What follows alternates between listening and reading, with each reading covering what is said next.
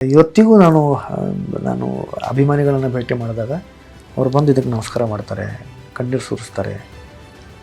So ಅವ್ರ ಶಕ್ತಿ ಇದೆ ಇದರಲ್ಲಿ. ಅವ್ರದ್ದು ಗ್ರ್ಯಾಜುಯೇಷನ್ ಆಯಿತು, ಡಿಗ್ರಿ ಆಯಿತು ಅವ್ರದ್ದು, ನಮ್ಮ ಜ್ಯೇಷ್ಠವರ್ಧನ್ ಅವ್ರದ್ದು. ಒಂದಿಷ್ಟು ಈಗ ಶಿಬಿರಗಳಲ್ಲಿ ಹೋಗ್ತಾರೆ, ಈಗ ಅಲ್ಲಿ ಪಾಲ್ಗೊಳ್ತಾರೆ. ನನ್ನ ಮಗಳು ಕೂಡ ಆಕೆ PUC ಸೆಕೆಂಡ್ ಇಯರ್ ಮಾಡಿದ್ದಾರೆ, ಆಕೆ ಮುಗಿಸಿದ್ದಾರೆ. ಈಗ ಡಿಗ್ರಿ ಪ್ರಾರಂಭ ಆಗುತ್ತೆ. ಆಕೆಗೆ ಫ್ಯಾಷನ್ ಡಿಸೈನಿಂಗಲ್ಲೂ ತುಂಬ ಆಸಕ್ತಿ. ಸ್ನೇಹ ಅಂದ ತಕ್ಷಣ ನೀವು ಕೂಡ ಹೇಳಿದ್ರಿ, ವಿಷ್ಣು ಸರ್ ನಿಮಗೆ ಮಾವಕ್ಕಿಂತ ಹೆಚ್ಚಾಗಿ ಒಬ್ಬ ಸ್ನೇಹಿತ. ಬಿಕಾಸ್ ಅವರೆಲ್ಲ ರೀತಿಯಿಂದ ನಿಮ್ಗಿಂತ ದೊಡ್ಡವರಾಗಿದ್ರು ಕೂಡ ಒಂದು ನಿಮ್ಮಿಬ್ಬರ ಮಧ್ಯದ ಒಂದು ಫ್ರೆಂಡ್ಶಿಪ್ಪು ನೀವು ಹೇಳ್ತಿರ್ತೀರಿ. ಯಾವ ಥರ ಇರ್ತಾ ಇತ್ತು ನಿಮ್ಮಿಬ್ಬರ ಮಧ್ಯೆ? ಅಳಿಯ ಅನ್ನೋದನ್ನ ಹೊರತುಪಡಿಸಿ ನಿಮ್ಮಿಬ್ರು ಫ್ರೆಂಡ್ಶಿಪ್ ಬಗ್ಗೆ ಹೇಳೋದಾದ್ರೆ ನೀವಿಬ್ರು ಯಾವ ಥರ ಇರ್ತಾ ಇದ್ರಿ? ಏನೇನೆಲ್ಲ ಥಿಂಗ್ಸ್ ಶೇರ್ ಮಾಡ್ಕೊಳ್ತಾ ಇದ್ರಿ? ಅಂದರೆ ಅವ್ರು ತುಂಬ ಹಾಸ್ಯ ಮಾಡ್ತಾಯಿದ್ರು ನನ್ನ ಜೊತೆಲಿ. ಸಾಕಷ್ಟು ಬಾರಿ ಅಂದರೆ ನಾವು ಅದರ ಒಂದೆರಡು ಇನ್ಸಿಡೆಂಟ್ ಅಂದರೆ ಸ್ನೇಹಿತರು ಆಗಿದ್ದರು. ಆದರೆ ಸ್ನೇಹಿತರ ಜೊತೆಗೆ ಅವರು ನನ್ನ ತಂದೆ ಹಾಗಾಗಿದ್ದು, ನನ್ನ ತಂದೆ ಥರ ಎರಡನೇ ಅಪ್ಪ ನನಗೆ. ಗುರುಗಳಾಗಿದ್ದರು ನನಗೆ. ಎಷ್ಟೋ ಸಂದರ್ಭಗಳಲ್ಲಿ ಅವರು ತಿಳಿ ಹೇಳಿದ್ದಾರೆ, ನನಗೆ ಪ್ರೋತ್ಸಾಹಿಸಿದ್ದಾರೆ, ಬೆಂತಟ್ಟಿದ್ದಾರೆ. ಅದರ ಜೊತೆಗೆ ಸ್ನೇಹಿತರು ಅಂತ ಏನು ಹೇಳ್ತೀನಲ್ಲ, ಅಂದರೆ ನನ್ನ ವಯಸ್ಸಿಗೆ ಆ ಸಮಯದಲ್ಲಿ ನನ್ನ ವಯಸ್ಸು ಏನಾಗಿತ್ತು, ನನ್ನ ವಯಸ್ಸಿಗೆ ಯಾವ ರೀತಿಲಿ ಇರಬೇಕು ಆ ರೀತಿಲಿ ಅವ್ರು ಇರ್ತಾಯಿದ್ರು, ನನ್ನ ಜೊತೆಲಿ ಇರ್ತಾಯಿದ್ರು. ಸ್ನೇಹಿತನ ಥರನೇ ಇರ್ತಾಯಿದ್ರು ನನ್ನ ಜೊತೆಯಲ್ಲಿ. ಅದು ಅವ್ರ ದೊಡ್ಡ ಗುಣ ಅಮ್ಮ, ಅವ್ರ ದೊಡ್ಡ ಗುಣ. ನಾನು ಅದನ್ನ ಅಬ್ಸರ್ವ್ ಮಾಡ್ತಾ ಇದ್ದೆ, ಕೈ ಖಡ್ಗನ. ಸೊ ಅವ್ರದೇ ಅದು ಗೊತ್ತು, ಭಾರತಿ ಮ್ಯಾಮ್ ನಿಮಗೆ ತೋರಿಸಿದ್ರು, ಅದು ನನಗೆ ಗೊತ್ತು. ಸೊ ಹೇಗೆ ಫೀಲ್ ಆಗುತ್ತೆ ಅವರ ಖಡ್ಗ ನಿಮ್ಮ ಕೈಯಲ್ಲಿ ಇರೋದ್ರಿಂದ? ನಿಮ್ಮ ಹತ್ರ ಅವರ ಒಂದು ಖಡ್ಗ ಇದೆ ಅನ್ನೋದು ಯಾವ ಥರ ಫೀಲ್ ಕೊಡುತ್ತೆ ನಿಮಗೆ? ಇದು ಒಂದು ಶಕ್ತಿ ಅಮ್ಮ, ಅವ್ರದ್ದು ಶಕ್ತಿ, ಅವರ ಅನುಭವ ಇದು. ಯಾಕಂದರೆ ಆ ಸಿನಿಮಾಗಳನ್ನು ನಾವು ನೋಡಿದಾಗ ಇದು ಇದೆ. ಹಾಗಾಗಿ ಆ ಎಲ್ಲ ಅನುಭವಗಳು, ಅದು ಒಳ್ಳೆಯ ಅನುಭವಗಳು, ಯಶಸ್ಸಿನ ಅನುಭವಗಳು, ಅದರ ಜೊತೆಗೆ ಕೆಲವು ದುರಂತಗಳು, ಕೆಲವು ಕೆಟ್ಟ ಅನುಭವಗಳು ಕೂಡ ಇದು ನೋಡಿರ್ತಕ್ಕಂಥದ್ದು. ಆ ಅನುಭವಗಳ ಜೊತೆಯಲ್ಲಿ ನಾನು ಹೋಗ್ತಾ ಇದ್ದೀನಿ. ಆ ಅನುಭವಗಳ ಜೊತೆಯಲ್ಲಿ, ಆ ಒಂದು ಪ್ರಭಾವಳಿಯ ಜೊತೆಯಲ್ಲಿ ನಾನು ನಡೀತಾ ಇದ್ದೀನಿ. ಅದೊಂದು ದೊಡ್ಡ ಜವಾಬ್ದಾರಿ ಕೂಡ ನನಗೆ, ತುಂಬ ದೊಡ್ಡ ಜವಾಬ್ದಾರಿ. ಆದರೆ ಅದನ್ನು ನಾನು ಆ ಜವಾಬ್ದಾರಿನ ನಿಭಾಯಿಸ್ತೀನಿ ಅನ್ನೋ ಒಂದು ವಿಶ್ವಾಸ, ನಂಬಿಕೆ ಭಾರತೀಯಮ್ಮಲ್ಲಿ ಅದು ಇದ್ದಿದ್ದರಿಂದ ಅದು ನನಗೆ, ಅದು ಅವರು ಕೊಟ್ಟಿರೋ ಉಡುಗೊರೆ. ಅದೊಂದು ವಿಷ್ಣು ಸರ್ ಅಂದ್ರೆ ಅದೊಂದು ಟ್ರೇಡ್ ಮಾರ್ಕ್, ಖಡ್ಗ ಅನ್ನೋದು. ಯಾವಾಗಿಂದ ಅವ್ರ ಕೈಯಲ್ಲಿ ಬಂತು ಸರ್? ಯಾವ ಮೂವಿಯಿಂದ? ಅಥವಾ ಅವ್ರಿಗೆ ಯಾರಾದ್ರೂ ಅದನ್ನ ಗಿಫ್ಟ್ ಕೊಟ್ಟಿದ್ರಾ, ಇವರೇ ತಗೊಂಡಿದ್ರು? ಬೀದರಲ್ಲಿ ಗುರುದ್ವಾರ ಇದೆ, ಆ ಗುರುದ್ವಾರದಲ್ಲಿ ಅವ್ರಿಗೆ ಇದನ್ನ ಕೊಟ್ಟಿದ್ದೆ. ಎಷ್ಟು ವರ್ಷ ಅದನ್ನ ಹಾಕೊಂಡಿದ್ರು ಸರ್? 1978 ಅಂತ ಅನ್ಸುತ್ತೆ, ಆವಾಗಿದು ಅವ್ರು ಕೊಟ್ಟಿದ್ದು. ಇನ್ನೂ ತನ ಗಟ್ಟಿ ಮುಟ್ಟಿದ್ದಲ್ಲ ಸರ್? ಅದರ ಜೊತೆಲಿ ಅಭಿಮಾನಿಗಳ ಶಕ್ತಿ ಇದೆ ಅಲ್ಲ. ಸೊ ಅದರಿಂದ ಇವತ್ತಿಗೂ ನಾನು ಅಭಿಮಾನಿಗಳನ್ನು ಭೇಟಿ ಮಾಡಿದಾಗ ಅವ್ರು ಬಂದು ಇದಕ್ಕೆ ನಮಸ್ಕಾರ ಮಾಡ್ತಾರೆ, ಕಣ್ಣೀರು ಸುರಿಸ್ತಾರೆ. ಸೊ ಅವ್ರ ಶಕ್ತಿ ಇದೆ ಇದರಲ್ಲಿ. ಸೊ ತಾತನ ಪ್ರೀತಿ ಮೊಮ್ಮಕ್ಕಳ ಬಗ್ಗೆ ನಾನು ಕೇಳಲೇಬೇಕು. ಜ್ಯೇಷ್ಠ ಮತ್ತು ಶ್ಲೋಕ ಏನು ಮಾಡ್ತಾ ಇದ್ದಾರೆ ಸರ್? ಮೊನ್ನೆ ನಾನು ಅವ್ರದ್ದು ನಿಮ್ಮ ಜ್ಯೇಷ್ಠಂದು ಫೋಟೋ ಶೂಟ್ ಆಯಿತು ಅಂತ ರೀಸೆಂಟಾಗಿ ಆಗಿದ್ದು ನೋಡಿದ್ವಿ. ಸೊ ಇಬ್ರು ಸಿನಿಮಾ ಇಂಡಸ್ಟ್ರಿಗೆ ಬರುವಂಥ ಚಾನ್ಸಸ್? ಫೋಟೋ ಶೂಟ್ ಅಲ್ಲ, that was a graduation day. Okay. ಅದು ಅವ್ರದ್ದು ಗ್ರ್ಯಾಜುಯೇಷನ್ ಆಯಿತು, ಡಿಗ್ರಿ ಆಯಿತು ಅವ್ರದ್ದು, ನಮ್ಮ ಜ್ಯೇಷ್ಠವರ್ಧನ್ ಅವ್ರದ್ದು. ಮೀಡಿಯಾ ಆ್ಯಂಡ್ ಮಾಸ್ ಕಮ್ಯುನಿಕೇಷನ್ ನಿಮ್ಮ ಕ್ಷೇತ್ರ, ಅದರಲ್ಲೇ ಆಗಿದೆ. ಅದರಲ್ಲಿ ಫಿಲ್ಮ್ ಮೇಕಿಂಗ್ ಕೂಡ ಕಲಿಸ್ತಾರೆ, ಸಿನಿಮಾನೂ ಕಲಿಸ್ತಾರೆ. ಈಗಾಗಲೇ ಒಂದಿಷ್ಟು ರಂಗಭೂಮಿಯಲ್ಲೂ ಅವರು ತೊಡಗಿಸ್ಕೊಂಡಿದ್ದಾರೆ, ಸಿನಿಮಾಗಳನ್ನು ಮಾಡಿದ್ದಾರೆ. ಅಂದರೆ ಕಿರುಚಿತ್ರಗಳನ್ನು ಅವ್ರದ್ದು, ಅಂದರೆ ನಿಮ್ಮ ಈ ಕೋರ್ಸಲ್ಲೇ ಇರುತ್ತದು. ಹಾಗಾಗಿ ಒಂದಿಷ್ಟು ಕಿರುಚಿತ್ರಗಳನ್ನು ಮಾಡಿದ್ದಾರೆ. ಒಂದಿಷ್ಟು ಈಗ ಶಿಬಿರಗಳಲ್ಲಿ ಹೋಗ್ತಾರೆ, ಈಗ ಅಲ್ಲಿ ಪಾಲ್ಗೊಳ್ತಾರೆ. ನನ್ನ ಮಗಳು ಕೂಡ ಆಕೆ PUC ಸೆಕೆಂಡ್ ಇಯರ್ ಮಾಡಿದ್ದಾರೆ, ಆಕೆ ಮುಗಿಸಿದ್ದಾರೆ. ಈಗ ಡಿಗ್ರಿ ಪ್ರಾರಂಭ ಆಗುತ್ತೆ. ಆಕೆಗೆ ಫ್ಯಾಷನ್ ಡಿಸೈನಿಂಗಲ್ಲೂ ತುಂಬ ಆಸಕ್ತಿ. ಹಾಗಾಗಿ ಫ್ಯಾಷನ್ ಡಿಸೈನಿಂಗ್ ಮಾಡಬೇಕು ಅಂತ ಆಸೆ ಪಡ್ತಾ ಇದ್ದಾರೆ. ನೋಡೋಣ. ಚಂದ ಇದ್ದಾರೆ ನೋಡೋಕೆ. ಅವ್ರೇನು ಫಿಲ್ಮ್ ಇಂಡಸ್ಟ್ರಿಗೆ ಬರೋ ಚಾನ್ಸಸ್? ಇಬ್ಬರಿಗೂ ಆ ಒಂದು ಛಲ ಇದೆ, ಆಸಕ್ತಿ ಇದೆ. ಜೊತೆಗೆ ಅದು ರಕ್ತಗತವಾಗೇ ಬಂದಿದೆ ಅದು. ಹಾಗಾಗಿ ಅವರು ಚಿಕ್ಕಂದಿಂದಲೂ ಅವ್ರಿಗೆ ತುಂಬ ಸಿನಿಮಾಗಳು ಅಂದರೆ ತುಂಬ ಇಷ್ಟ. ತುಂಬ ಸಿನಿಮಾಗಳನ್ನು ನೋಡಿದ್ದಾರೆ ಇದುವರೆಗೂ. ನಾನು ಸುಮಾರು ಸಿನಿಮಾಗಳನ್ನು ನೋಡಿದ್ದೀನಿ, ಬಹುಶಃ ನನಗಿಂತ ಜಾಸ್ತಿ ಸಿನಿಮಾಗಳನ್ನು ಇವರು ನೋಡ್ತಾರೆ. ಆ ವಯಸ್ಸಿನಲ್ಲಿ ನಾನು ಎಷ್ಟೊಂದು ಸಿನಿಮಾಗಳನ್ನು ನೋಡಿರಲಿಲ್ಲ. ಅವರು ತುಂಬ ಸಿನಿಮಾಗಳನ್ನು ನೋಡ್ತಾರೆ, ಒಳ್ಳೊಳ್ಳೆ ಸಿನಿಮಾಗಳನ್ನು ನೋಡ್ತಾರೆ. ಹಾಗಾಗಿ ಅವ್ರಿಗೆ ಆ ಒಂದು ಆಸೆ ಇದೆ. ಆಸೆ ಆಸಕ್ತಿ ಇದೆ. ಅಭಿಮಾನಿಗಳ ಜನಗಳ ನಿಮ್ಮಗಳ ಹಾರೈಕೆ ಆಶೀರ್ವಾದ ಅವ್ರ ಮೇಲೆ ಇರಬೇಕು. Okay sir. ಸೊ ನಿಮ್ಮ ಮೂವಿ ಶೆಫ್ ಚಿದಂಬರ ಆದಮೇಲೆ ನೆಕ್ಸ್ಟ್ ಏನೇನು ಪ್ರಾಜೆಕ್ಟ್ಸ್ ಇದೆ ಇವಾಗ ಸೂರ್ಯವಂಶ ಹೊರತುಪಡಿಸಿ? ನನಗೆ ಈಗ ಒಂದು ಸಿನಿಮಾದು ಬಂದಿದೆ ಅದು ಅದ್ರ ಜೊತೆಯಲ್ಲಿ ಮಾತುಕತೆ ಮಾಡಿದ್ದೀನಿ. ಗೊತ್ತಿಲ್ಲ, ಅದು ಇನ್ನೂ ಪ್ರಾರಂಭ ಆಗಬೇಕು. ಅದು ಅದರ ಜೊತೆಗೆ ನಾನು ನನ್ನ ಬರವಣಿಗೆ ನಡೀತಾ ಇದೆ. ನಾನು ಆಗಲೇ ಹೇಳಿದಾಗೆ ನಿಮಗೆ ಒಂದಿಷ್ಟು ಲೇಖನಗಳು, ಅದರ ಸಂಕಲನ ಬರ್ತಾ ಇದೆ, ಕಾದಂಬರಿ ಬರಿತಾ ಇದ್ದೀನಿ. ಇದು ನಡೀತಾ ಇದೆ. ಆಮೇಲೆ ನಂದು ಒಂದು ಸಾಮಾಜಿಕ ಒಂದಿಷ್ಟು ಅಭಿಯಾನಗಳನ್ನು ನಡೆಸ್ತೀನಿ ನಾನು. ಸೊ ನಾವು ಅದ್ರ ಬಗ್ಗೆ ಮಾತಾಡಲೇಬೇಕು. ಬಿಕಾಸ್ ನಾನು ನಿಮ್ಮದು ವಿಡಿಯೋಸ್ನ ನೋಡಿದ್ದೆ. ಒಂದು ತುಂಗಭದ್ರಾ ನದಿ, ನಿಮ್ಮ ಶೂಟಿಂಗ್ ಟೈಮಲ್ಲಿ ತುಂಗಾ ನದಿ ಕಲುಷಿತ ಆಗಿದ್ರದ್ದು ನೀವು ವಿಡಿಯೋ ಮಾಡಿ ಆಮೇಲೆ ಮನವಿ ಮಾಡ್ಕೊಂಡ್ರಿ. ಇವಾಗ ಮೊನ್ನೆ ನಡು ರಸ್ತೆಯಲ್ಲಿ ನಿಂತ್ಕೊಂಡು ಆ ರಸ್ತೆ ಅವಸ್ಥೆ ಬಗ್ಗೆ ಹೇಳಿದ್ರಿ. ಸೊ ಇದೆಲ್ಲವೂ ಕೂಡ ಹೇಗೆ ಸ್ಟಾರ್ಟ್ ಆಯಿತು ನಿಮಗೆ ಸಾಮಾಜಿಕ ಕಳಕಳಿ? ಆಮೇಲೆ ನಿಮ್ಮ ಒಂದು ಮನವಿಗೆ ಯಾವ ಥರ ರೆಸ್ಪಾನ್ಸ್ ಸಿಗುತ್ತೆ ಜನಗಳಿಂದ ಆಗಿರ್ಬೋದು, ಸರ್ಕಾರದಿಂದ ಆಗಿರಬಹುದು?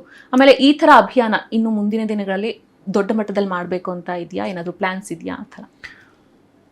ಆಮೇಲೆ ರಾಜಕೀಯಕ್ಕೆ ಏನಾದರೂ ಬರುವಂತಹ ಸೊ ಯಾಕಂದರೆ ನೀವು ತುಂಬ ಸಾಮಾಜಿಕ ಕೆಲಸಗಳನ್ನು ಮಾಡೋದ್ರಲ್ಲಿ ಸಿಕ್ಕಾಪಟ್ಟೆ ಇಂಟ್ರೆಸ್ಟ್ ತೋರಿಸ್ತಾ ಇರೋದ್ರಿಂದ ಅಟ್ಲೀಸ್ಟ್ ರಾಜಕೀಯಕ್ಕೆ ಬಂದು ಇವೆಲ್ಲವನ್ನು ಕೂಡ ಸಾಲ್ವ್ ಮಾಡುವಂತಹ ಒಂದು ಪ್ರಯತ್ನ ಆಗ್ಬೋದಾ ನಿಮ್ಮ ಕಡೆಯಿಂದ ಅಂತ? ಓಕೆ, ಹಂತವಾಗಿ ಬರ್ತೀನಿ.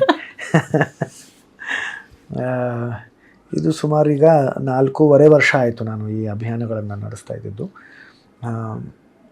ನನಗೆ ಚಿಕ್ಕಂದಿಂದಲೂ ನಮ್ಮ ದೇಶ ಸ್ವಚ್ಛವಾಗಿರಬೇಕು, ಸುಂದರವಾಗಿ ಕಾಣಿಸ್ಬೇಕು ಅನ್ನೋ ತುಂಬ ಆಸೆ ಇತ್ತು ನನಗೆ, ಚಿಕ್ಕಂದಿಂದಲೂ ನನಗೆ. ಯಾಕಂದರೆ ನಮ್ಮ ತಂದೆ ನನಗೆ ತುಂಬ ಇಂಗ್ಲೀಷ್ ಸಿನಿಮಾಗಳನ್ನು ತೋರಿಸ್ತಾಯಿದ್ರು, ಆಂಗ್ಲ ಭಾಷೆ ಸಿನಿಮಾಗಳನ್ನು ತುಂಬ ತೋರಿಸ್ತಾಯಿದ್ರು. ಅಲ್ಲಿ ಆ ಸ್ವಚ್ಛತೆ, ಆ ರಸ್ತೆಗಳು ನೋಡಿದಾಗ ನಮ್ಮ ದೇಶ ಯಾಕಿಲ್ಲ ಅಂತ ತುಂಬ ನಾನು ಬೇಜಾರು ಮಾಡ್ಕೊಳ್ತಾ ಇದ್ದೆ. ನಾನು ಎಷ್ಟೋ ಸತಿ ಮನೆಯಲ್ಲಿ ಹೇಳಿದ್ದೀನಿ ಅದನ್ನು. ನಮ್ಮ ಮನೆಯಲ್ಲಿ ಒಂದಿಷ್ಟು ಕಾರಣಗಳನ್ನು ಹೇಳೋದು, ನಮ್ಮದು ಇನ್ನೂ ಅಭಿವೃದ್ಧಿಗೊಳ್ತಾ ಇದೆ, ಜನಸಂಖ್ಯೆ ತುಂಬ ಇದೆ, ಹಾಗಾಗಿ ಒಂದಿಷ್ಟು ಸಮಸ್ಯೆಗಳನ್ನು ಹೇಳೋರು. ಸರಿ, ನಾವು ಸುಮ್ಮನೆ ಕೂತ್ಕೊಳ್ತಾ ಆದರೆ ನನಗೆ ಚಿಕ್ಕಂದಿಂದಲೂ ನನಗೆ ತುಂಬ ಆಸೆ ನಮ್ಮ ದೇಶ ಚೆನ್ನಾಗಿ. ಯಾಕಂದರೆ ನಮ್ಮ ದೇಶ ನೀವು ನೋಡೋಕೆ ಹೋದರೆ ಬೇರೆ ಯಾವ ದೇಶಕ್ಕೂ ನಮ್ಮಷ್ಟು ಸಂಪತ್ತಿಲ್ಲ. ಸಂಪತ್ತಂತಂದರೆ ನೈಸರ್ಗಿಕ ಸಂಪತ್ತಿಲ್ಲ. ಇಲ್ಲಿ ಅರಣ್ಯ ಬೇಕು ಅಂದರೆ ಅರಣ್ಯ ಇದೆ, ಹಿಮ ಬೇಕು ಅಂತ ಹಿಮ ಇದೆ, ಮರಳು ಭೂಮಿ ಬೇಕು ಮರಳು ಭೂಮಿ ಇದೆ, ಮಳೆ ಬೇಕು ಅಂತಂದರೆ ಚೇರಪುಂಜಿ ಇದೆ, ನಿಮಗೆ ಸಮುದ್ರ ಇದೆ, ನದಿಗಳಿದ್ದಾವೆ, ಗುಡ್ಡ ಬೆಟ್ಟಗಳು, ಎಲ್ಲವೂ ಸಕಲವೂ ಸರ್ವಸ್ವೂ ಇದೆ. ಆದರೂ ನಾವು ಸ್ವಚ್ಛವಾಗಿ ಇಟ್ಕೊಂಡಿಲ್ಲ ಅನ್ನೋದು ದೊಡ್ಡ ದುರಂತ, ಸುರಕ್ಷಿತವಾಗಿಟ್ಟಿಲ್ಲ ಅನ್ನೋದು ದೊಡ್ಡ ದುರಂತ, ಅದನ್ನು ಉಳಿಸ್ಕೊಂಡಿಲ್ಲ ಅನ್ನೋದು ದೊಡ್ಡ ದುರಂತ. ಅದು ಬೇಜಾರು ನನಗೆ. ಅದು ಒಂದು ದಿವಸ ಏನಾಯಿತು ಅಂತಂದರೆ, ನಾನು ಚಿತ್ರೀಕರಣ ಮುಗಿಸ್ಕೊಂಡು ಮನೆಗೆ ಹೋಗ್ತಿರ್ಬೇಕಾದ್ರೆ ಕಸ ನೋಡಿದೆ. ನಮ್ಮ ಬೆಂಗಳೂರಲ್ಲಿ ಅಲ್ಲಲ್ಲಿ ಕಸ ಬಿದ್ದಿರ್ತದೆ. ಏನು ಅನ್ನಿಸ್ತೋ ಗೊತ್ತಿಲ್ಲ, ಅದರದೊಂದು ಛಾಯಾಚಿತ್ರಗಳನ್ನ ತೆಗೆದು ನಾನು ನನ್ನ ಸಾಮಾಜಿಕ ಜಾಲತಾಣಗಳಲ್ಲಿ ಹಂಚ್ಕೊಂಡೆ. ಅಧಿಕಾರಿಗಳಲ್ಲಿ, ಸ್ಥಳೀಯರಲ್ಲಿ ಮತ್ತು ಪ್ರತಿನಿಧಿಗಳಲ್ಲಿ ಕೇಳ್ಕೊತೀನಿ, ಕಳಕಳಿಯ ವಿನಂತಿ ಅಂತ ಹಾಕಿದ್ದೆ. ಸ್ವಚ್ಛಗೊಳಿಸಿ, ಸ್ವಚ್ಛವಾಗಿಡಿ ಅಂತ ಹಾಕಿದೆ. ಮಾರನೇ ದಿವಸ ನಾನು ಚಿತ್ರೀಕರಣಕ್ಕೆ ಹೋದೆ. ತಿರ್ಗಾ ನೋಡಿದ್ರೆ BBMP ಕಮಿಷನರ್ ಅವರು ಮನೆಗೆ ಮಾರ್ಷಲ್ಸ್ನ ಕಳಿಸಿದ್ದಾರೆ. ಕಳಿಸಿ ಈ ಥರ ಅನಿರುದ್ಧವ್ರ ಪೋಸ್ಟ್ ನೋಡಿದೆ. ನನ್ನ ಪೋಸ್ಟ್ ನಾನು ಒಂದಿಷ್ಟು ಜನ ನಮ್ಮದು ಫಾಲೋ ಮಾಡ್ತಾರೆ, ಫೇಸ್ಬುಕ್ಕು, ಇನ್ಸ್ಟಾಗ್ರಾಮ್. ಆದರೆ ಬೇರೆ ಕಲಾವಿದರುಗಳನ್ನು ಹೋಲಿಸಿದ್ರೆ ಅಷ್ಟೊಂದೇನಿಲ್ಲ. 5 ಲಕ್ಷ ಏನೋ 5,08,000 ಏನೋ ಫೇಸ್ಬುಕ್ಕಲ್ಲಿದ್ದಾರೆ. ಇನ್ಸ್ಟಾಗ್ರಾಮಲ್ಲಿ 1,68,000 ಜನ ಅಷ್ಟೇ ಇದ್ದಾರೆ. ಅದೇನು ಅನ್ನೋ ಥರ ಏನಿಲ್ಲ. ಯಾಕಂದರೆ ನಾನು ಹಾಕೋದೇ ಈ ಥರದ್ದು ಬರೀ ಜಾಸ್ತಿ. ನಮ್ಮದು ಹಾಡುಗಳು ಯಾವಾಗಲೂ ಹಾಕ್ತೀನಿ, ಹಿಂದಿ ಹಾಡುಗಳನ್ನು ಹಾಕಿದಾಗ ಅದನ್ನು ಕೆಲವು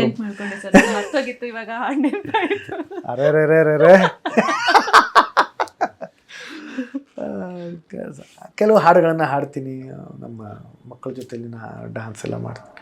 ಆದರೆ ಈ ಥರದ್ದೇ ಜಾಸ್ತಿ ಇರ್ತವೆ. ಹಾಗಾಗಿ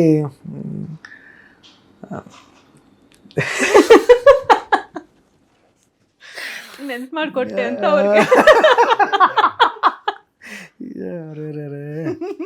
ಸರಿ, ಇದೇ ಥರದ್ದಿರ್ತವೆ. ಹಾಗಾಗಿ ಜಾಸ್ತಿ ಜನ ನೋಡಲ್ಲ ಅಂತ. ಆದರೂ ನನ್ನ ಒಂದು ಇದು ಇರಲಿ ಅಂತಂದ್ಬಿಟ್ಟು ಹಾಕಿದ್ದೆ ನಾನು.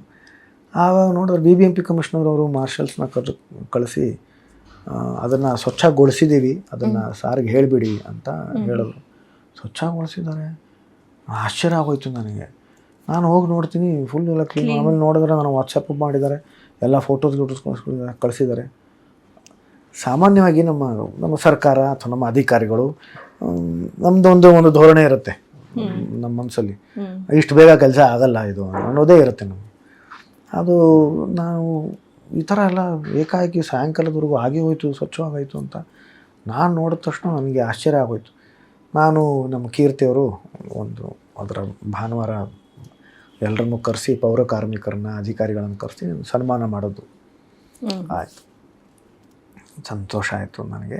ಹಾಗೆ ಕೇಳಿದೆ ಅವರನ್ನು, ಸರ್ ಇದೇ ಥರದ್ದು ಬೇರೆ ಕೆಲವೊಂದು ಜಾಗಗಳದ್ದು ಕೊಟ್ಟರೆ ನೀವು ಸ್ವಚ್ಛ ಮಾಡ್ತೀರಾ ಅಂತ. ಮಾಡ್ತೀವಿ ಸರ್, ಕಳಿಸಿ ಅಂತ.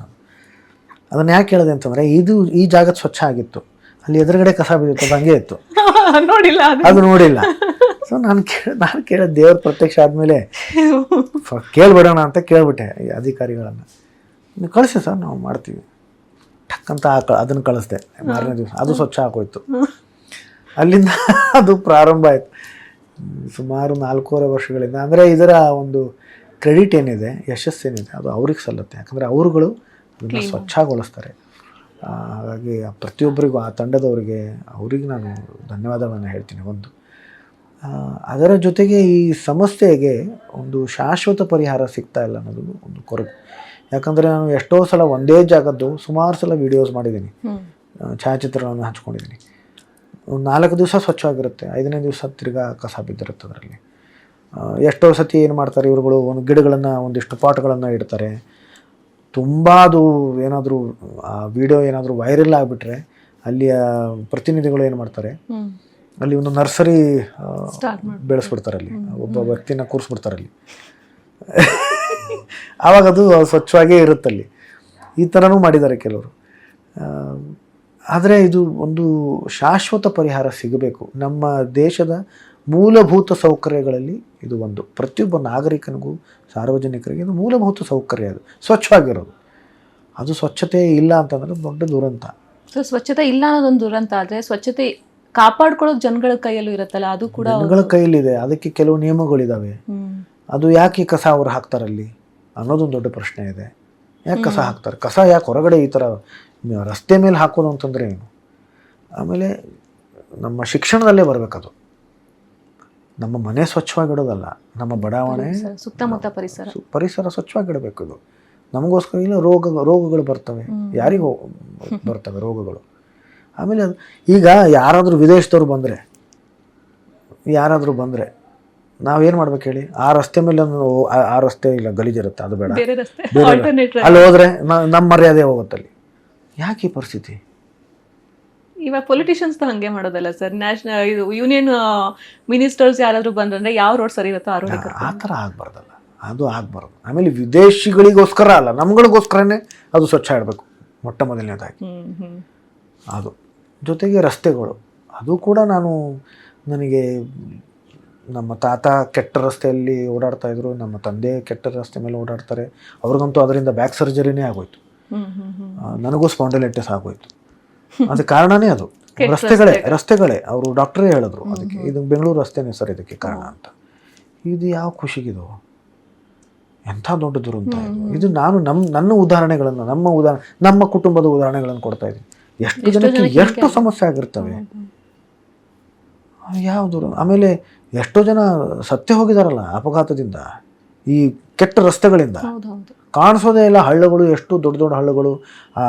ದಿಣ್ಣೆಗಳನ್ನು, ಹಂಪುಗಳನ್ನು ಮಾಡಿರ್ತಾರೆ, ಅದಕ್ಕೆ ಬಣ್ಣ ಬಳಿದಿರಲ್ಲ, ಲೈಟ್ ಇರಲ್ಲ, ಕೇಬಲ್ಗಳು ಅಥವಾ ಈ ವೈರ್ಗಳು ಕೆಳಗಡೆ ಜೋತ್ ಬಿದ್ದಿರ್ತವೆ. ಅದರಿಂದ ಎಷ್ಟೊಂದು ಅಪಘಾತಗಳಾಗಿದ್ದಾವೆ. ಆಮೇಲೆ ಇದನ್ನು ನಾವು ಯಾವ ಕಾಲದಲ್ಲಿದ್ದೀವಿ? ಯಾವುದೋ ಹಳೇ ಕಾಲದಲ್ಲಿ ಇರೋ ಥರ ನಾವು ಇದು ಬಿಟ್ರೆ ಹೆಂಗೆ? ನಮಗೂ ಇದಕ್ಕೂ ಸಂಬಂಧನೇ ಇಲ್ಲ ಅನ್ನೋ ಹಂಗೆ. ಬೇರೆ ದೇಶಗಳು ಎಲ್ಲಿಂದ ಎಲ್ಲೋ ಹೊರಟೋಗಿದ್ದಾವೆ. ಮೊಟ್ಟ ಮೊದಲನೇದಾಗಿ ನಾವು ವಿದೇಶಕ್ಕೆ ಹೋದಾಗ ನಮಗೆ ಕಾಣಿಸೋದೇ ರಸ್ತೆಗಳು, ಸ್ವಚ್ಛತೆ. ನಮ್ಮ ದೇಶದಲ್ಲಿ ಅದು ಇಲ್ವೇ ಇಲ್ಲ. ಇದು ಬೇಜಾರು ನನಗೆ. ಜಪಾನಲ್ಲಿ ಮೊನ್ನೆ ಮಳೆ ಆಗಿತ್ತು ಸರ್, ಫುಲ್ ಅಲ್ಲಿ ಫ್ಲಡ್ ಆಗಿತ್ತು. ಅದನ್ನ ನಾವು ನೋಡಿದ್ವಿ. ಆ ಫ್ಲಡ್ ನೀರು ಎಷ್ಟು ಕ್ಲೀನ್ ವಾಟರ್ ಅದು. ನಮ್ಮಲ್ಲಿ ಇದ್ದಿದ್ರೆ ಏನು ಅಲ್ಲ, ಬೇಜಾರು ಅದೇ. ಯಾಕಂದರೆ ನಮ್ಮಲ್ಲಿ ಏನಾಗುತ್ತೆ, ನಮ್ಮಲ್ಲಿ ಕೆರೆಗಳು ಹೂಳು ತುಂಬಿಕೊಂಡಿರ್ತಾರೆ, ಹೂಳು ತುಂಬಿಕೊಂಡಿರ್ತವೆ, ಸ್ವಚ್ಛತೆ ಇರಲ್ಲ, ಎನ್ಕ್ರೋಚ್ಮೆಂಟ್ಸು. ಈ ಥರ ನಮ್ಮ ಕೆರೆಗಳು ಅದೇ ಈಗ ಬೇರೆ ದೇಶದಲ್ಲಿ ಅದಕ್ಕೊಂದು ಟಿಕೆಟ್ ಕೊಟ್ಟಿರ್ತಾರೆ, ಅದಕ್ಕೆ ಟಿಕೆಟ್ ಇಟ್ಟು ಅದು ಏನೋ ಒಂದು ದೊಡ್ಡ ವಿಷಯ ಇರೋ ಥರ ಅದನ್ನು ತೋರಿಸ್ತಾರೆ. ನಮ್ಮಲ್ಲಿ ಆ ಥರ ಸಾವಿರಾರು ಲಕ್ಷಾಂತರ ವಿಷಯಗಳಿದ್ದಾವೆ. ನಮಗೆ ಅದರ ಆದ್ಯತೆ ಗೊತ್ತಿಲ್ಲ, ಅದರ ಮಹತ್ವನೇ ಗೊತ್ತಿಲ್ಲ ನಮಗೆ. ಇಲ್ಲಿ ಕುಪ್ಪಾರೆಡ್ಡಿ ಕೆರೆ ಅಂತಿದೆ, ಇಲ್ಲಿ ರವಿಶಂಕರ ಆಶ್ರಮ ಇದೆ ಅಲ್ಲ, ಅದೇ ದಾರಿಯಲ್ಲಿ ಒಂದು ಕುಪ್ಪಾರೆಡ್ಡಿ ಕೆರೆ ಅಂತಿದೆ, ಕನಕಪುರ ರಸ್ತೆನೆ. ಅದರ ಸುತ್ತ ಬಳ್ಳಿಗಳು ಹರಡ್ಕೊಂಡ್ಬಿಟ್ಟಿದ್ದಾವೆ, ಬೆಳ್ಕೊಂಡ್ಬಿಟ್ಟಿದ್ದಾವೆ. ಅದು ಒಂದೆರಡು ಸತಿ ನಾನು ಕೇಳ್ಕೊಂಡು ರೋಟೇರಿಯನ್ಸು RSSನವರು ಅದನ್ನು ಸ್ವಚ್ಛನಗೊಳಿಸಿದ್ರು ಅದನ್ನು. ಆವಾಗ ಅದು ಹಿಂದೆ ಇರ್ತಕ್ಕಂಥ ವಿಶಾಲವಾದ ಕೆರೆ ಕಾಣಿಸ್ತು. ತಿರ್ಗಾ ಈಗ ಮತ್ತೆ ಬೆಳ್ಕೊಂಡಿದೆ. ಆದರೆ ಅದ್ರ ಕಡೆ ಯಾರ ಗಮನನೂ ಇಲ್ಲ. ಅದೇ ಕೆರೆ ಎಷ್ಟು ಅದ್ಭುತವಾಗಿದೆ ಕೆರೆ ಅಂತಂದರೆ ನೀವು ನೋಡಿದ್ರೇ ನಿಮ್ಗೆ ಗೊತ್ತಾಗುತ್ತೆ ಅದು ಎಷ್ಟು ಸುಂದರವಾಗಿದೆ ಕೆರೆ. ನೀವು ಮಾಡಿ ಅಲ್ಲಿ ಅದನ್ನು ಫಸ್ಟ್ ಕ್ಲಾಸಾಗಿ ಮಾಡಿ, ಅದನ್ನು ಬೋಟಿಂಗ್ ಶುರು ಮಾಡಿ, ಒಂದಿಷ್ಟು ಉದ್ಯಮಗಳು ಸೃಷ್ಟಿ ಆಗ್ತವೆ. ನಮ್ಮ ಕೆರೆ ಮೇಲೆ ನಮಗೆ ಪ್ರೀತಿ ಹುಟ್ಟುತ್ತೆ. ಅದು ಕೆರೆ ಇದೆ ಅನ್ನೋದು ಗೊತ್ತಾಗಲ್ಲ ಆ ಬಳ್ಳಿಗಳಿಂದ. ಎಷ್ಟೋ ಅದರಿಂದ ಉಪಯೋಗ ಆಗಬಹುದು. ಅಂದರೆ ನನಗೆ ಗೊತ್ತಿಲ್ಲ, ನೀವು ಪರಿಸರವಾದಿಗಳ ಜೊತೆಲಿ ಸೇರಿಕೊಂಡು ಕೂತ್ಕೊಂಡು ಮಾತಾಡಿ ಚರ್ಚೆ ಮಾಡಿ ಇಲ್ಲಿ ಬೋಟಿಂಗ್ ಮಾಡಬಹುದಾ, ಇಲ್ಲಿ ಇದು ಮಾಡಬಹುದಾ, ಅದನ್ನೆಲ್ಲ ಕೇಳ್ಕೊಂಡು ನೀವು ಮಾಡಿ. ಯಾಕಂದರೆ ಮೀನುಗಳು ಅದೆಲ್ಲ ಇರ್ತವೆ, ಅದನ್ನೆಲ್ಲ ನೀವು ಕೇಳ್ಕೊಂಡು ಮಾಡಿ. ಆದರೆ ಅದಕ್ಕೆ ಕೆರೆಗೆ ಸಿಗಬೇಕಾದ ಆದ್ಯತೆ ಕೊಡಿ. ಅದು ನಾವು ಕೊಡಲ್ಲ. ತುಂಗಾ ನದಿನೂ ನಾನು ಅದನ್ನೇ ಹೇಳಿ, ನಾನು ಪ್ರಯತ್ನ ಪಡ್ತಾನೆ ಇರ್ತೀನಿ. ಅದಕ್ಕೆ ನಾನು ಮೆಸೇಜಸ್ ಹೋಗ್ತಾನೆ ಇರ್ತೀನಿ, ನೆಕ್ಸ್ಟ್ ಮೀಟಿಂಗ್ ಯಾವಾಗ ಸರ್ ಅಂತ. ಅವ್ರದ್ದೇ ಒಂದಿಷ್ಟು ದೊಡ್ಡ ಸಮಸ್ಯೆಗಳು ಇದ್ದಾವೆ. ನೀವೇನಾದ್ರು ರಾಜಕೀಯಕ್ಕೆ ಎಂಟ್ರಿ ಕೊಟ್ಟಿದ್ದೆಲ್ಲ ಸಮಸ್ಯೆಗಳನ್ನ ಬಗೆಹರಿಸುವಂಥ ಪ್ಲಾನ್ಸ್ ಏನಾದ್ರು ಇಟ್ಕೊಂಡಿದ್ದೀರಾ ಸರ್? ಇವತ್ತು ಅಂತೂ ನನಗೆ ಗೊತ್ತಿಲ್ಲಮ್ಮ, ನನಗೆ ಆ ಥರದ್ದು ಯಾವುದೇ ತಲೆಯಲ್ಲಿ ಏನಿಲ್ಲ ನನಗೆ. ಯಾಕಂದರೆ ನಾನು ಅಭಿನಯದಲ್ಲಿ, ಬರವಣಿಗೆಯಲ್ಲಿ ಇದರಲ್ಲಿ ನಾನು ತೊಡಗಿಸ್ಕೊಂಡಿದ್ದೀನಿ. ನನಗೆ ಗೊತ್ತಿಲ್ಲ ಮುಂದೆ ಏನಿದೆ, ನನಗೆ ಗೊತ್ತಿಲ್ಲ. ಸೊ ಅದಕ್ಕೆಲ್ಲ ಓಪನ್ ಆಗೇ ಇದ್ದೀರಾ? ಸಪೋಸ್ ನಿಮಗೇನಾದರೂ ಪೊಲಿಟಿಕ್ಸಿಗೆ ಎಂಟ್ರಿ ಕೊಡಬೇಕು ಅಂದರೆ ನಿಮಗೆ ಅನಿಸಿದ್ರೆ, ನಿಮಗೆ ಅದೊಂದು ಇಂಟ್ರೆಸ್ಟ್ ಬಂತಂದರೆ ನೀವು ಹೋಗೋದಕ್ಕೆ ರೆಡಿ ಇದ್ದೀರಾ ಅಂತ? ನಾನು ಆ ದೃಷ್ಟಿಯಲ್ಲಿ ಕೆಲಸ ಮಾಡ್ತಾ ಇಲ್ಲಮ್ಮ. ನಾನು ರಾಜಕೀಯಕ್ಕೆ ಬರಬೇಕು ಅನ್ನೋ ದೃಷ್ಟಿಯಲ್ಲಿ ನಾನು ಕೆಲಸ ಮಾಡ್ತಾ ಇಲ್ಲ. ನನಗದು ಗೊತ್ತೂ ಇಲ್ಲ. ನಾನು ಹೇಳಿದ್ನಲ್ಲ, ಇಲ್ಲ ಸರ್, ಈ ಥರ ಒಂದು ಇಂಟೆನ್ಷನ್ ಇಟ್ಕೊಂಡು ರಾಜಕೀಯಕ್ಕೆ ಬಂದ್ರಿ ಅಂದರೆ ಅಟ್ಲೀಸ್ಟ್ ಸ್ವಚ್ಛ ಆಗುತ್ತೆ, ಎಲ್ಲ ಏನಂತಾರೆ ಒಳ್ಳೆ ಕೆಲಸಗಳಾಗುತ್ತೆ. ನಿಮ್ಮ ಗೊತ್ತಿಲ್ಲ, ದೇವರು ನನ್ನ ಕೈಯಿಂದ ಅದು ಒಂದು ಅಧಿಕಾರ ಕೊಟ್ಟು ಆ ಥರ ನನ್ನ ಕೈಯಿಂದ ಮಾಡಿಸೋ ಉದ್ದೇಶ ಆ ದೇವರಲ್ಲಿ ಏನಾದರೂ ಇತ್ತು ಅಂತಂದರೆ ನನಗದು ಗೊತ್ತಿಲ್ಲ. ಆದರೆ ಈಗ ನನಗೆ ಶಕ್ತಿಯನ್ನು ಕೊಟ್ಟಿದ್ದಾನೋ ದೇವರು, ಆ ಶಕ್ತಿನೋಸಾರ ನಾನು ನನ್ನ ಕೈಲಾದ ಪ್ರಯತ್ನ ಪಡ್ತಾ ಇದ್ದೀನಿ. ಅಧಿಕಾರಿಗಳಿಂದನೇ ನಾನು ಅದನ್ನು ಮಾಡಿಸ್ತಾ ಇದ್ದೀನಿ. ದಯವಿಟ್ಟು ಅದನ್ನು ಮಾಡಿ. ಅವರೂ ಕೂಡ ಸ್ಪಂದಿಸ್ತಾರೆ, ತಕ್ಷಣವಾಗಿ ಅದನ್ನು ಸ್ಪಂದಿಸ್ತಾರೆ. ಅಧಿಕಾರಿಗಳಾಗಿರ್ಬೋದು, ಪ್ರತಿನಿಧಿಗಳಾಗಿರ್ಬೋದು, ಅವರು ತಕ್ಷಣ ಸ್ಪಂದಿಸ್ತಾರೆ. ಆದರೆ ಈಗ ಈ ರಸ್ತೆಗಳು ಆಗಬೇಕು ಅಂತಂದರೆ ಅದು ಸಮಯ ಹಿಡಿಯುತ್ತೆ. ಅಥವಾ ತುಂಗಾ ನದಿದು ಆಗಬೇಕು ಅಂತಂದರೆ ಅದು ಸಮಯ ಹಿಡಿಯುತ್ತೆ. ಅದೇ ಒಂದು ಸ್ಟ್ರೆಚ್ ನಾನು ಕೇಳಿದೆ, ಅಲ್ಲಿ 1 ಕಿಲೋಮೀಟರ್ದೇನೋ ಸ್ಟ್ರೆಚ್ ಬರುತ್ತೆ ತುಂಗಾ ನದಿಯಲ್ಲಿ. ಶಿವಮೊಗ್ಗದಿಂದ ಅದು ಒಂದು 1 ಕಿಲೋಮೀಟ್ರು ಇದು ಕೂಡ್ಲಿ ಅಂತ ಒಂದು ಜಾಗ, ಅಲ್ಲಿ ಸಂಗಮ ಇದೆ. ಅಲ್ಲಿ ಅದು ಐ ಥಿಂಕ್ 1 ಕಿಲೋಮೀಟರ್ ಇದೆ. ಅದು 800 ಕೋಟಿ ಖರ್ಚಾಗುತ್ತೆ ಅದಕ್ಕೆ. ಓಕೆ, ಅದು ಸ್ವಚ್ಛವಾಗಬೇಕು ಅಂತಂದರೆ 800 ಕೋಟಿ ಖರ್ಚಾಗುತ್ತೆ. ಆಯ್ತಲ್ಲ ಸರ್ ಕತೆ ಅಲ್ಲಿಗೆ. 800 ಕೋಟಿ ಎಲ್ಲಿಂದ ತರ್ತಾರೆ ಅನ್ನೋದು ದೊಡ್ಡ ಪ್ರಶ್ನೆ. ಆದರೆ 800 ಕೋಟಿ ಅಂತಂದರೆ ಅದಕ್ಕೋಸ್ಕರ ಪ್ರಯತ್ನ ಪಟ್ಟರೆ ಆ 800 ಕೋಟಿ ದೊಡ್ಡ ವಿಷಯ ಅಲ್ಲ. ಕೇಂದ್ರ ಸರ್ಕಾರ ನಮ್ಮ ಜೊತೆಲಿ ಕೈ ಜೋಡಿಸುತ್ತೆ, ಹೊರ ದೇಶದ ಜನಗಳು ಅಥವಾ ಸಂಸ್ಥೆಗಳು ನಮ್ಮ ಜೊತೆಲಿ ಕೈ ಜೋಡಿಸ್ತಾರೆ. ಅದಕ್ಕೋಸ್ಕರ ಪ್ರಯತ್ನ ಪಡಬೇಕು. ಆಮೇಲೆ ಅದರಲ್ಲಿ ಇದು ಆಗಬಾರ್ದು, ಕರಪ್ಷನ್ ಆಗಬಾರ್ದು, ಭ್ರಷ್ಟಾಚಾರ ಆಗಬಾರ್ದು. ಅದು ದುಡ್ಡು ಬಂದು ಇವು ಯಾರೋ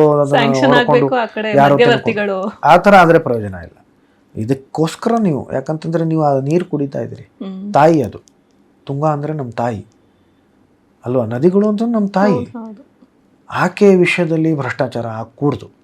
ಹಾಗಾಗಿ ಅದನ್ನು ಆಕೆನ ಸ್ವಚ್ಛಗೊಳಿಸಿ. ನಾವು ನಮ್ಮಿಂದ ಆಗಲ್ಲ ಅಂತಂದರೆ ಆಗೋದೇ ಇಲ್ಲ, ಆಗತ್ತೆ ಅಂತಂದರೆ ಎಲ್ಲವೂ ಸಾಧ್ಯ. ಪ್ರಯತ್ನ ಪಡ್ಬೇಕು ನಾವು.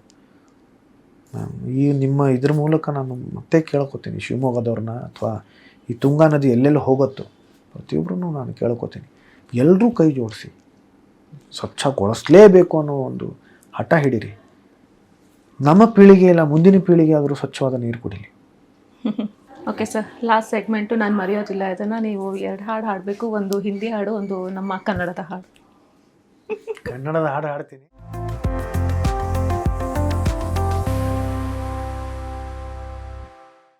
ಎಸ್, ಇದಾಗಿತ್ತು ಈ ಹೊತ್ತಿನ ವಿಶೇಷ. ಹೋಪ್ಫುಲಿ ಈ ವಿಡಿಯೋ ನಿಮಗೆ ಇಷ್ಟವಾಗಿದೆ ಅಂತ ಅನ್ಕೊಳ್ತೀನಿ. ಇಷ್ಟವಾಗಿದ್ರೆ ಲೈಕ್ ಮಾಡಿ, ಕಮೆಂಟ್ ಮಾಡಿ, ಮತ್ತೆ ಶೇರ್ ಮಾಡಿ. ಹಾಗೆ ವಿಶ್ವವಾಣಿ ಟಿವಿ ಸ್ಪೆಷಲ್ ಯೂಟ್ಯೂಬ್ ಚಾನಲ್ನ ಸಬ್ಸ್ಕ್ರೈಬ್ ಮಾಡಿ. Thank you.